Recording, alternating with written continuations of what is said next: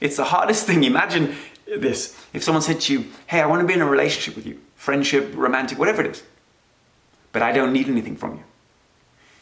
That's scary for the other person. We actually want the people to be dependent on us so they don't leave us.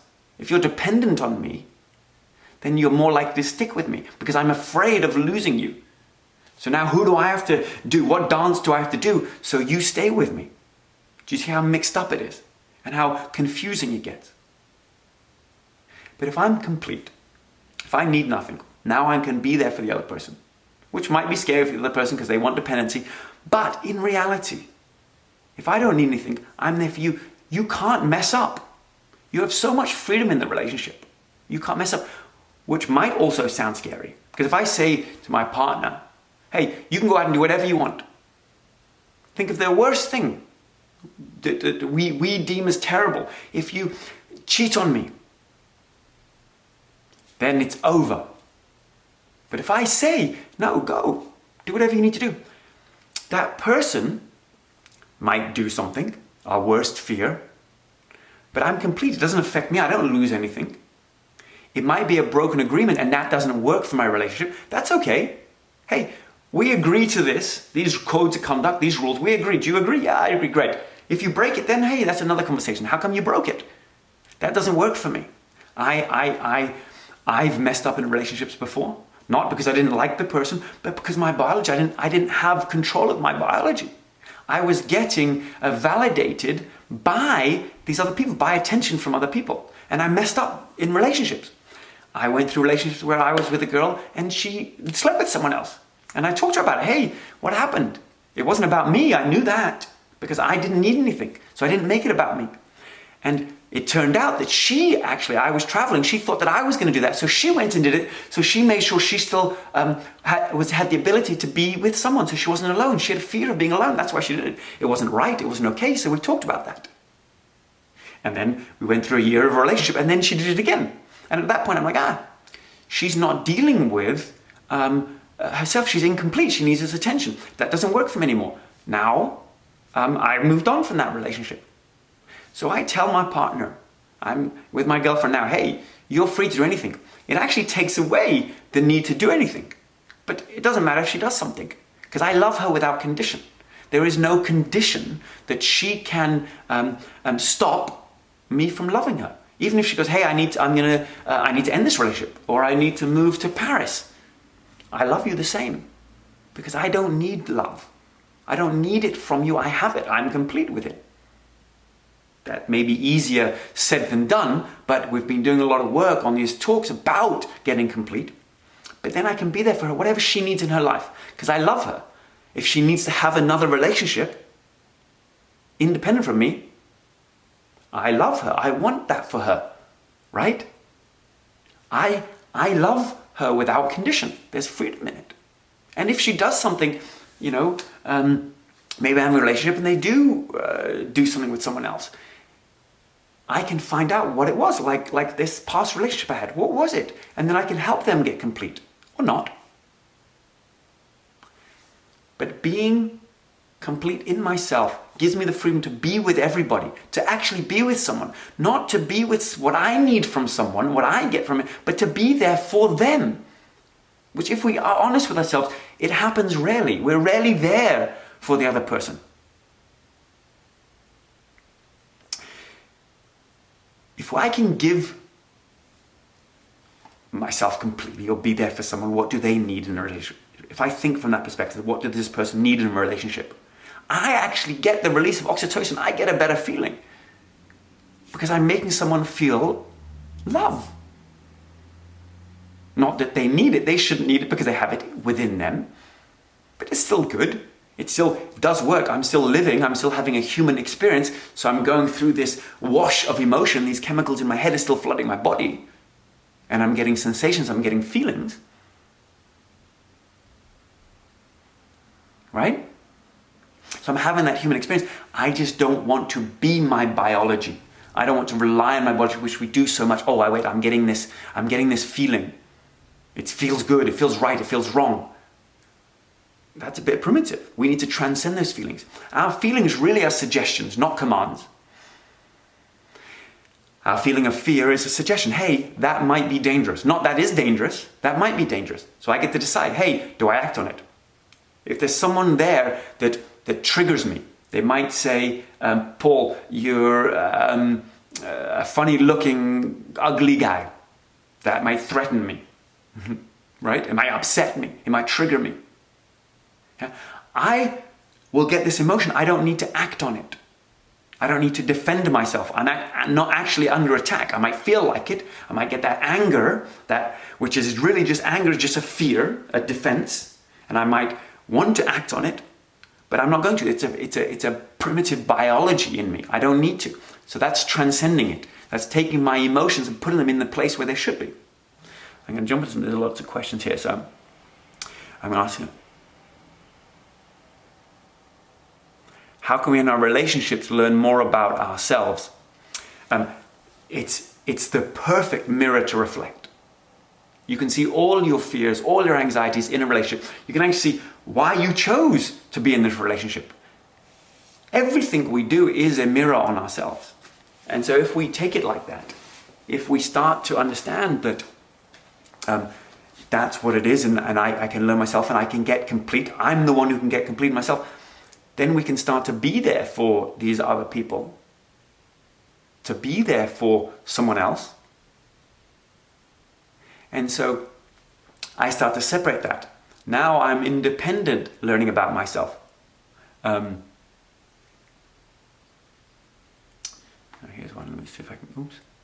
Okay, I was in a relationship from intense. I was in a relationship from 16 to 10, so beautiful. We broke up on good terms, but now I seem to be, sorry, I don't know how to use this so much. I can't see the end of that question. Sorry, I'll get to that one afterwards. Now I wonder how we Homo sapiens navigate this called life. Yes, that's a good question. We navigate life right now through emotions. And it's a very primitive way to do it. We should transcend that. When I travel, I live with these indigenous tribes. I've been to some of them where it was the last tribe before the uncontacted tribes.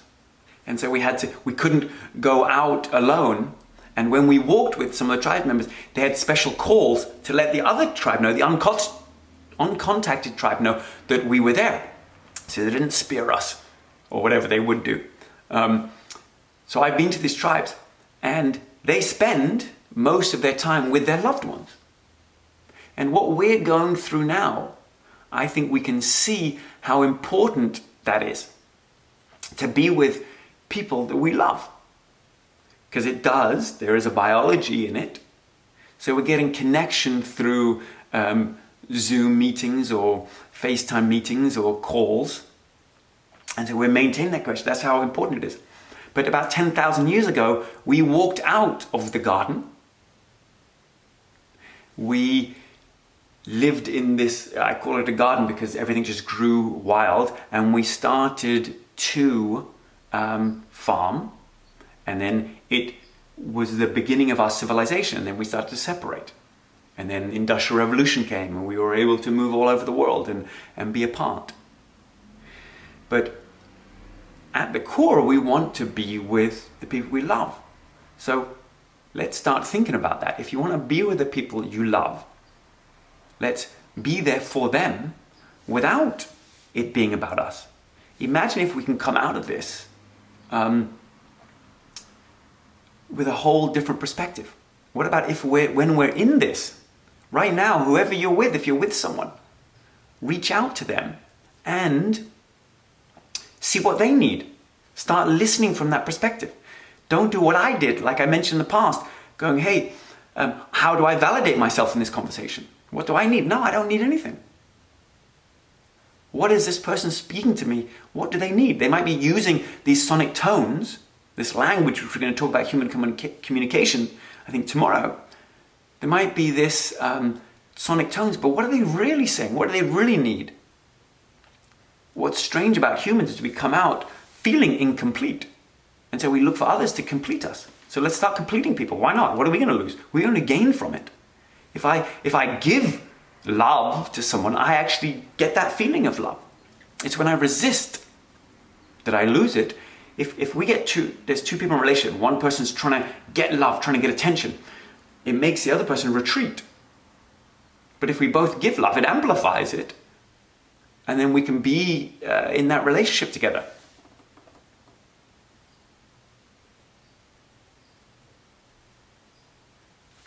Trusting ourselves to trust others. I think, the question is, can I speak to trusting yourself, therefore trusting others? I'm not exactly clear what on your trust. I'd have to talk to you more about that, but it's usually a fear of loss. Or are you talking about a trust to what you might do outside the relationship? Either way, it's not being complete, not needing nothing. You need something. So there is the meditations that I talked about of finding love, finding that completeness, will stop you needing to go externally to look for it. And if you can complete and give love to this person, you can maybe complete it to them so they don't need to go out and fulfill that themselves. Even if they do, it shouldn't affect you. There's only that fear there if you're worried about what you're gaining from that relationship because you might be alone. So you've got to untangle all this. And it's difficult. It goes against all our biology.